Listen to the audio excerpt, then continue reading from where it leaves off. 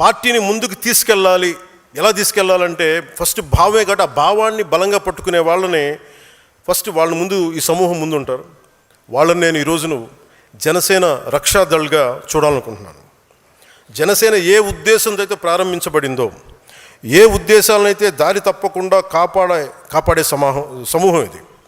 అవసరమైతే క్షేత్రస్థాయిలో పోరాటం చేసే సిద్ధాంతం బలం కలిగిన సైన్యం ఇది. వీళ్ళకి అనుసంధానమైందే వాళ్ళకి ఫుట్ సోల్జర్స్ బ్లాక్, అంటే భావాన్ని పట్టుకొని కూర్చునే వాళ్ళు, అలాగే ఆ భావాన్ని అవసరమైతే క్షేత్రస్థాయిలో నిలబడి పోరాటం చేయగలిగే వాళ్ళు నిర్వాహక్ దళ్. అలాగే దీన్ని ఒక పొలిటికల్గా ముందుకు తీసుకెళ్లాలంటే, ఒక పొలిటికల్ బ్లాక్గా చూడాలంటే పరిపాలక దళ్. అంటే రక్షాదళం, నిర్వాహక దళం, పరిపాలక దళం. ఒక ideological bloc, foot soldiers bloc and political bloc. ఈ పిరమిడ్ మీదే ఈ స్ట్రక్చర్ ఉండబోతుంది.